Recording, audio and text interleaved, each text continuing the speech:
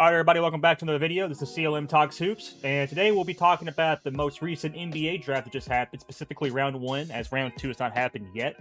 Round 2, I don't think there's going to be a whole lot. I mean, I see Isaiah Evans sitting right there, so I know he's pretty solid, so we'll see. But I ain't expecting that much from round 2. However, this round 1 was pretty exciting. Any disclaimer for anybody that's watching this video for a full breakdown for the NBA draft, this is probably not the video for you. I'm specifically going over some key players, and then, of course, my OKC Thunder, which I got their whole draft capital right here. So if that's not something that you're interested in, please feel free to click off. There's probably 1,000 different videos covering the entire 30 players. I don't watch college basketball enough to give an honest breakdown on each of these guys, right? But I know a few. And we will be touching mostly on Aday Mara, like I said, because of OKC Thunder. But however, this top 10 was pretty set in stone in a sense. I don't really know much about... I know who Brandon Burries is. I don't know if I can even see where he was projected to go. Yeah, it looks like position rank and overall rank, he's supposed to go 6th, if that's what that means. Overall rank 1. Yeah, I'm assuming he was supposed to go 6th or 11th. So, but most of these guys, I assumed, is where they were going to be. Let's talk about these first two guys real quick. I had DeBonsa as first, personally, because Darren Peterson's attitude, I felt like I didn't like. And if anyone's not familiar, he didn't want to work out with the Jazz because he was that confident that he was going to go number 1. And there's nothing wrong with having that confidence and knowing that you're a good basketball player, but it's just... There's a lot of rookies and younger athletes that kind of hold a chip on their shoulder, or they're just ignorant in a sense, where there's a lot of things you don't want to say. And a lot of that is just not being media trained at the, just, you're 19, if that. Like, you're probably 18, 19 if you're a really good draft player. You don't know a lot, and I get that. But saying that sort of stuff can really hit. It didn't hit that hard. I mean, he went number 2 overall, so, I mean, he's a hell of a player. But I felt like even with that sort of stipulation against Darren Peterson, I still would have picked AJ number 1. He is just such a phenomenal athlete. And the Wizards, they have...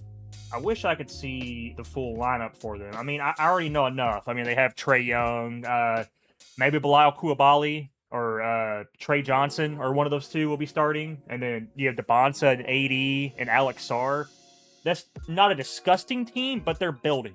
And I have heard that they're trying to trade Anthony Davis potentially. If I was a Wizards fan, I don't think I want to be on the team of Anthony Davis as my savior. I mean, you have DeBonsa, so you're good with that. But AD, NBA champion, make sure to say that when you talk about Anthony Davis. NBA champion. But he's getting older, he's getting injured more of the time. So it's just, I don't know. I felt like he may get traded soon, but this is a really good what they're building, right? And their draft capital is fantastic. Moving on to Darren Peterson, Jazz. This is a team that I would consider disgusting. Like they got some key players now. They got Keontae George. They got Lauri Markkanen. They got Walker Kessler, and they got Darren Peterson. Now, I don't know if Walker Kessler's going to stay. He may end up being the next Dennis Schroeder of fumbling a bag. I'm not too sure. But they have a really good team over there right now, at least from the starting 5 perspective. This could be a sneaky playoff team, like play in like 9th, 10th is what I'm projecting the Jazz to be. So yeah, they're just a really solid team. Any other key players? Cameron Boozer went 3rd. I'm not a fan of just the Grizzlies in their current state, so I'm kind of like indifferent. I like Cameron Boozer, but the whole Ja Morant fiasco and like their team's not good. He's going to get his reps, right? So it's good for him to help get his confidence and stuff like that up. He may average like legit north of 18 points, just because there ain't that many scorers on the Grizzlies. So this could be a phenomenal rookie year for Cameron Boozer. He could be a dark horse for rookie of the year, depending on how it's going to go, right? Caleb Wilson, this is a pick that I was very happy about for the Chicago Bulls. Last time they were 4th overall, I'm pretty sure it was Patrick Williams, and that was what pick that nobody saw coming. If you want to look up a very funny video, please look up Kenny Beecham's reaction to Patrick Williams on just why they went so high on him. I don't even know if he was projected top 10. Like, legit, I felt like he was projected, like, he may have been, like, 11th or, like, 10th, somewhere around there. Or if that, it's just a long time ago. This is, like, damn near, like, 5-6 years ago. But, Patrick Wilson, or Patrick, damn. Patrick Williams. There we go. I said Patrick Wilson. Too many people. He's not the caliber of player that you want at a 4th overall pick. Caleb Wilson is a guy that I think will be a bona fide star. And I'm hoping that with the new coaching staff, I forgot who they got as their coach, if they even have a coach. They may still have Billy Donovan. I don't remember. Something is going on Billy Donovan. But their team's ramping up. You know, they have Giddey, they have Modest Buzalis. Like this is a pretty solid team. The center position is somewhat lacking. You know, that could be, you know, room for improvement, but it's not the end of the world. You're not a Chicago Bulls fan expecting you to be a championship caliber team drafting Caleb Wilson, right? It is what it is. But this is a really good pick for them. Very happy. Moving on to people that I'm not too familiar about. Keaton Wagler, I apologize. I don't know enough. Mikael Brown Jr., he got injured. I remember that, but he was having a phenomenal rookie season at Louisville. I know a lot about him because I'm a Kentucky fan, and they gave his belt to ass, right? So Mikael Brown Jr. is a fantastic pick. He's with the Brooklyn Nets, and this is an interesting pairing because now it's going to be Mikael Brown Jr. He's probably going to be starting, honestly. Like, I don't even know who their guard play is.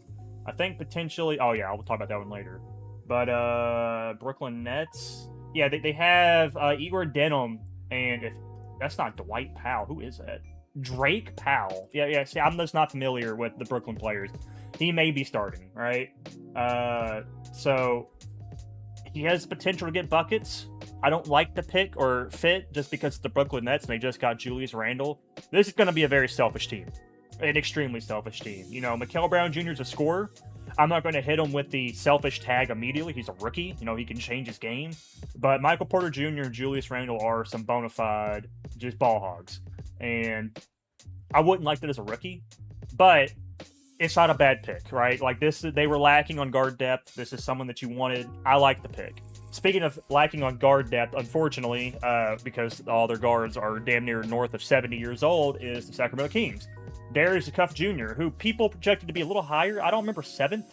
Yeah, he was projected to go 3 to 6. Like position ranking, he was 3rd in guards, but overall he was 6th. So to see him fall this low, I was a little surprised. Right? Like maybe the Bulls could have maybe got Darius Cuff Jr. Maybe that's who we wanted.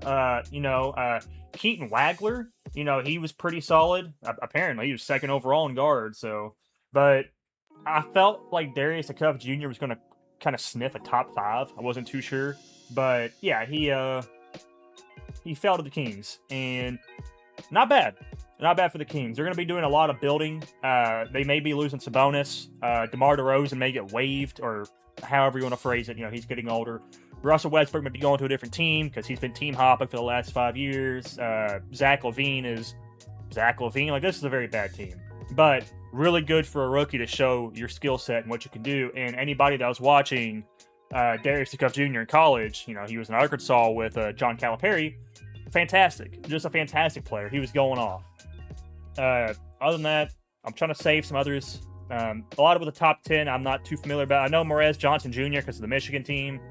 Going to his Michigan teammates, I was a little unsure on what the Warriors were going to do here. I wanted Aday Mara because I wanted more depth. I wanted more size. Not that Yaxel's a better player, depending on how you want to look at it, but I wanted Aday Mara. And that is what the Thunder got. Will that be how do I want to put this? Will that be a contingent for the Golden State Warriors on who they should have got? Because the Warriors, they haven't had a good center in God knows how long. Like, the last good center they drafted was, oh my goodness. Oh my, he was second. Dude, why did I just... See, he's not good. I just forgot his name. Warriors... second pick. James Wiseman. I had to type it so I can get James Wiseman. A good center. No, he didn't pan out. He should have been a lot better. Maybe that's with the injuries he got. Maybe it's with the coaching staff. Maybe it's with the training development staff. It is what it is. But he just wasn't that good. I know Yaxel's a forward, but he's a pretty tall guy. He's 6'9". He can be an undersized center. He's a fantastic player. But I wasn't too sure how they're going to build it, right? Because the Warriors are in a very interesting spot with an aging Steph Curry and a Draymond Green that's on his last year, pretty much. Like it's almost done. All right, Thunder fans. We got Aday Mara. He was the number 1 position for center 10th overall pick. It just shows how bad just centers have got. I cannot believe that we got this guy. I thought he was going to get sniped a little earlier. I thought that maybe teams were going to realize what we wanted, because we're gonna move on to this real quick. We have a lot of moves that we got to make if we want to maintain draft capital, right? This is the biggest name right here. Good old Isaiah Hartenstein. This is the biggest name right here. $28 million guaranteed for this year. We may be shipping him off. And I have this tab for anybody that's, interested, because I wasn't too sure of the actual hard caps for what it is. But the luxury tax is 101 or 201 million. And then you have the first second apron on where you'll stand. And then there's also restrictions that go a part of being in all these, what we have. But I think if we ship out Isaiah Hartenstein, and we're probably going to be losing Lou Dort for this year with our players, we're going to have a lot of people on rookie contracts. We're going to be having Aday Mara and, where the hell's he at? Bennett. We'll be having Bennett Stitz, which that's a fantastic pick too. I cannot believe we got him either. We needed a shooter. We got a shooter. Like, this guy's a shooter, so good for that. But we'll be losing Hartenstein, Lugens Dort, and they have Aaron Wiggins here. He was traded.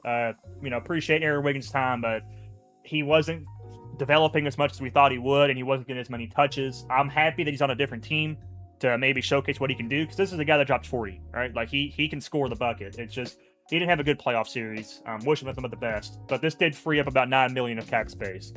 So this team total for this year, we should be good. Getting into 2027, 2020 is going to be a different story. But getting Aday Mara has saved us a crap ton, because I'm like 90% sure we'll be shipping off Isaiah Hartenstein. We just can't afford to pay him at this point, because we got too many of these people. This name right here, good old J-Dub, is one that I'll be looking at the whole year going forward, because he's been injured. If he stays injured again, we may have to trade him if a team even wants him, because this is a pretty backloaded contract, right? Like, him and Chad have the same exact contract.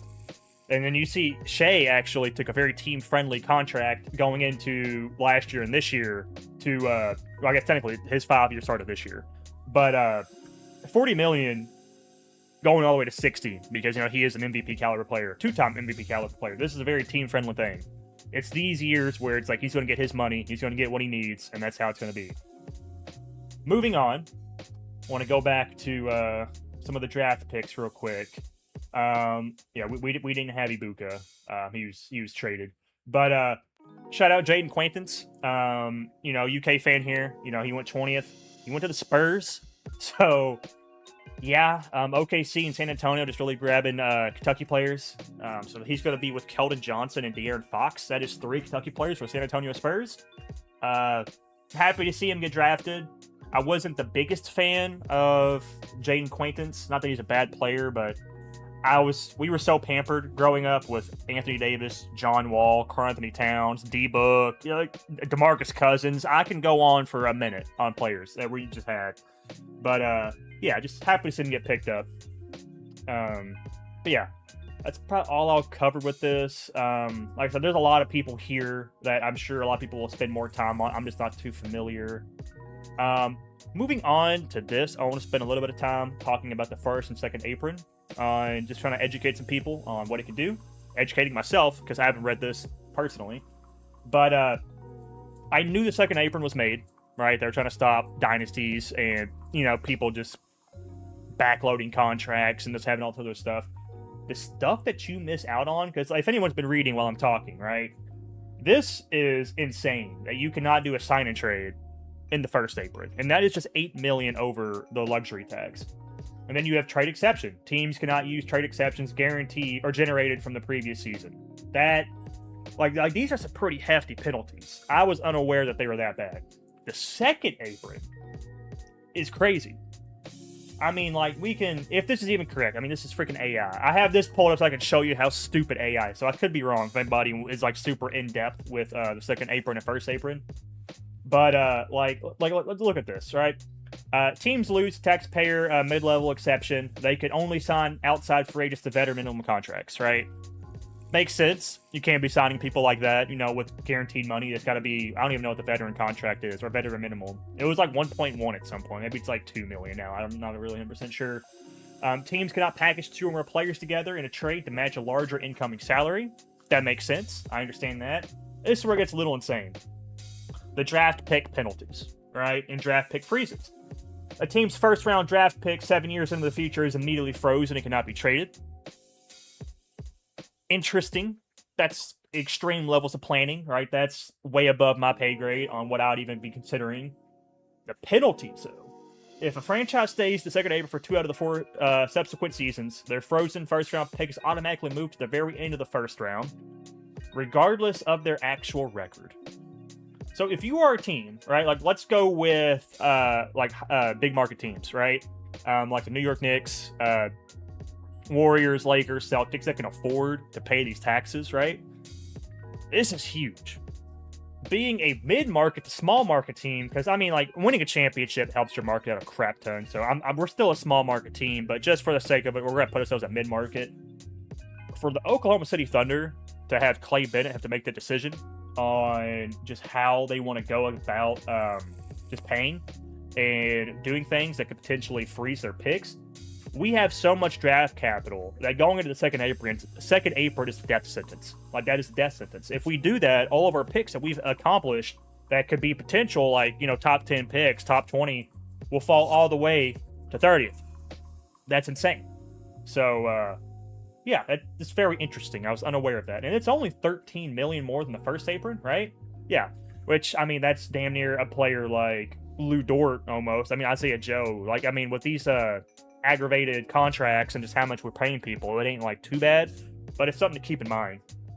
All right, talking about this, I want to show y'all this. I was trying to find some like tabs so I can like cycle between what I wanted to talk about, and I typed in NBA depth charts 2026 post draft, so I can get a full lineup on each team so far with round one. I was going through it in my brain. I was scrolling down. I was like, all right, you know, whatever. You've probably already noticed a few fuck ups, right? Where did I get to? Oh, I scrolled down somewhere. I was all the way down like here.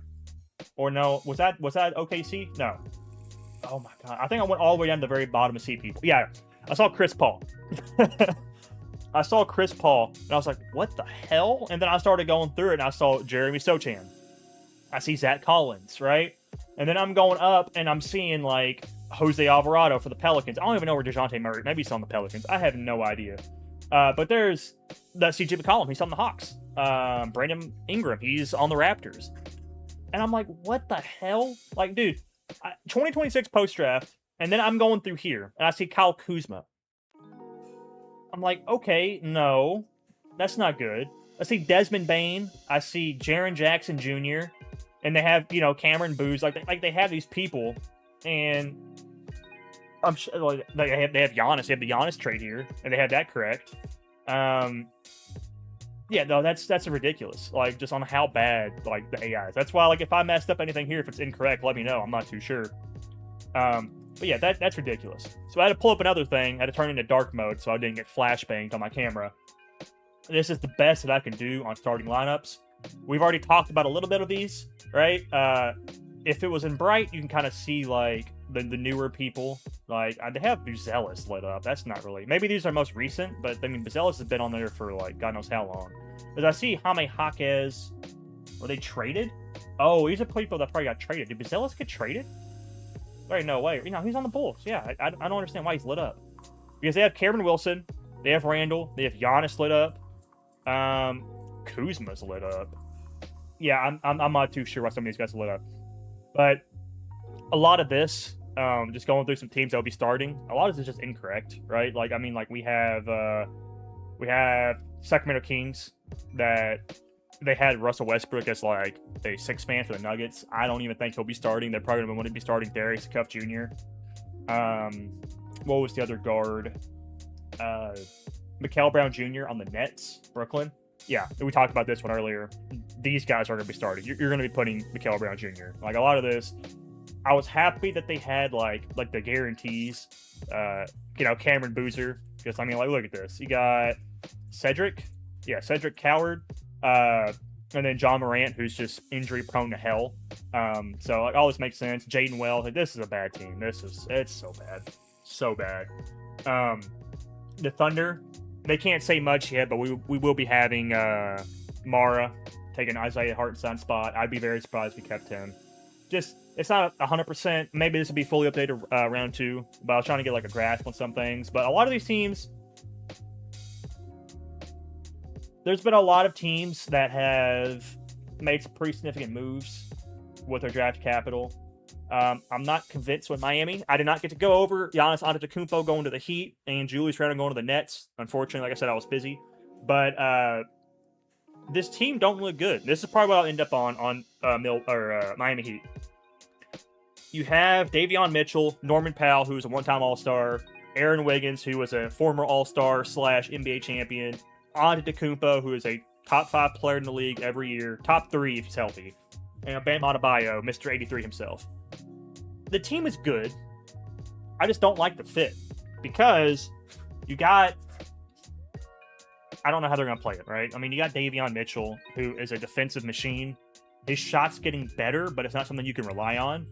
Norman Powell is a hell of a player. He can shoot the pill out of the ball, which is good for a guy like Giannis Antetokounmpo. But he kind of goes in spurts, right? He's kind of hit or miss. But he did average almost 20, or I think he averaged over 20 this year. Let's find out. Like 22? Yeah, almost 22. Yeah, 21.7. So he had a really good year. But I'm not convinced. Aaron Wiggins is his three-point shot has gotten a lot better. I've always been a big fan of Andrew Wiggins and Giannis and Bam. Like, this is disgusting defensive front court, but there's no shooting. Can Bam Adebayo and Giannis Antetokounmpo shoot a 3? Yeah, they can shoot a 3, maybe 2. It's just not something you want. I think if Miami wants to get a lot better, you need to have Bam. Hopefully that he's been developing a lot more time in the gym with his shot, because we've seen him hit 3s. Like, he's looked a lot more comfortable hitting them. He's just not consistent. So hopefully he's been spending more time, because I'm not going to transition Giannis into a 3-point shooter. I mean, if you're Spo, I would assume you don't want him. You want to run the Antetokounmpo method. You want shooters around him, and you want a defensive machine. Like, it's just what it is. But yeah, Bam, I hope you've been working on your 3s, because you're not about to be clogging the paint with Giannis, right? Giannis has a little bit of a fadeaway. He has a little bit of a post game, but no, you can't be clogging. That's why I'm not convinced on this team. Could they potentially be a top 4 team in the East? Yeah, right. Like, yeah. I mean, like, you got the Knicks, which I don't even think the Knicks will be number 1 seed. I don't think they will be. I mean, you got the Boston Celtics. You got the Pistons, who are still hungry. Cavaliers, depending on how they want to play it. The Pacers will be coming back full force. Right. Like, there's a lot of teams in the Eastern Conference that could potentially, battle top 4. Sleepy top 4. The Atlanta Hawks. They went on a run. They went on a complete run in the second half when they got Nickeil Alexander-Walker. No, they got him in offseason, I think. But CJ McCollum and other players, they traded away Trae Young, and they got better. But yeah, I'm just not convinced on that. Other than that, that is all that I have. A lot of this was a ramble. Didn't have much to specifically talk about. I just kind of want to give like an overall update on what's been going on in the NBA. I don't think I'll be covering a round 2. That's just not something that I'm that interested in. I'll probably try to get more into individual players and team fit. But yeah, other than that, this is a pretty good draft class. Happy for my OKC Thunder that we were able to get Aday Mara. And yeah, I'll catch you guys in another video. See ya.